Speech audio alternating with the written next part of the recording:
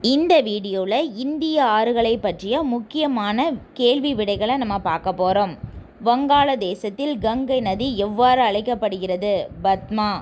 Brahmaputra Tibet பகுதியில் எவ்வாறு அழைக்கப்படுகிறது? சாங்போ. சாங்போ என்றால் தூய்மை என்று பொருள். பிரம்மபுத்திரா வங்காளதேசத்தில் எவ்வாறு அழைக்கப்படுகிறது? ஜமுனா. தென்னிந்தியாவின் கங்கை என்று அழைக்கப்படுவது? காவிரி. வங்காளதேசத்தில் ஜமுனா என்று அழைக்கப்படும் ஆறு பிரம்மபுத்திரா. பிரம்மபுத்திரா கங்கை ஆற்றுடன் இணைந்தபோது எவ்வாறு அழைக்கப்படுகிறது? மேக்னா. விருத்த கங்கா என்று அழைக்கப்படும் ஆறு கோதாவரி. இந்தியாவின் மிகப்பெரிய வடிகால் அமைப்பு கொண்டுள்ள ஆறு கங்கை. கங்கை மற்றும் பிரம்மபுத்திரா ஆறுகள் சேர்ந்து உலகிலேயே மிகப்பெரிய டெல்டா கொண்டதாக அமைகிறது. பருவகால ஆறுகள் அல்லது வற்றும் ஆறுகள் தீபகற்ப இந்திய ஆறுகள் ஆகும். உலகிலேயே நீளமான நதிகளுள் ஒன்றாக திகழ்வது சிந்து நதி. இந்தியாவில் மிக நீளமான நதி கங்கை நதி. மேற்கு நோக்கி பாயும் ஆறுகளுள் மிகவும் நீளமானது நர்மதை. தீபகற்ப ஆறுகளுள் இரண்டாவது பெரிய நதி கிருஷ்ணா. இமயமலையில் தோன்றும் ஆறுகள் சிந்து நதி, கங்கை நதி, பிரம்மபுத்திரா.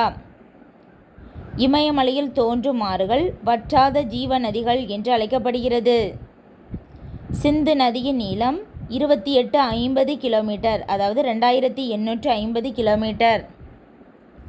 சிந்து நதி இந்திய பகுதியில் எத்தனை கிலோமீட்டர் பாய்கிறது? 709 கிலோமீட்டர். கங்கை நதியின் நீளம் 25 கிலோமீட்டர். பிரம்மபுத்திராவினுடைய நீளம் சுமார் 2900 கிலோமீட்டர். பிரம்மபுத்திரா இந்தியாவில் எத்தனை கிலோமீட்டர் பாய்கிறது? 900 கிலோமீட்டர். மகாநதி ஒடிசா மாநிலத்தின் வழியாக சுமார் 851 கிலோமீட்டர் நீளம் பாய்கிறது. தீபகற்ப இந்தியாவில் பாயும் மிகவும் நீளமான ஆறு கோதாவரி. கோதாவரியின் நீளம் 1465 கிலோமீட்டர். கிருஷ்ணா நதியின் நீளம் 1400 கிலோமீட்டர். காவிரியின் நீளம் சுமார் 800 கிலோமீட்டர்.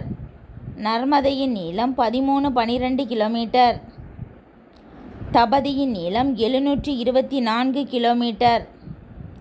சிந்து நதி உற்பத்தியாகும் இடம் மானசரோவர். கங்கை நதி உற்பத்தியாகும் இடம் உத்தரகாண்ட் மாநிலத்தில் உள்ள உத்தரகாசி மாவட்டத்தில் உள்ள கங்கோத்ரி என்ற பனியாற்றில். கங்கை நதி அது தோன்றும் இடத்தில் எவ்வாறு அழைக்கப்படுகிறது? பாகிரதி. பிரம்மபுத்திரா ஆறு எங்கே தோன்றுகிறது? கைலாஷ் மலைத்தொடரில் உள்ள செம்மாயும் கடங் பனியாற்றில். பிரம்மபுத்திரா ஆறு இந்தியாவிற்குள் நுழையும் பகுதி எது? திகாங், அருணாச்சல பிரதேசம். மகாநதி எங்கே உற்பத்தியாகிறது? சத்தீஸ்கர் மாநிலத்தில் உள்ள ராய்ப்பூர் மாவட்டத்தில் உள்ள சிகா என்னும் இடத்தில். மகாநதி உற்பத்தியாகும் இடம் சத்தீஸ்கர் மாநிலத்தில் உள்ள ராய்ப்பூர் மாவட்டத்தில் உள்ள சிகா என்னும் இடத்தில். கோதாவரி ஆறு எங்கு உற்பத்தியாகிறது?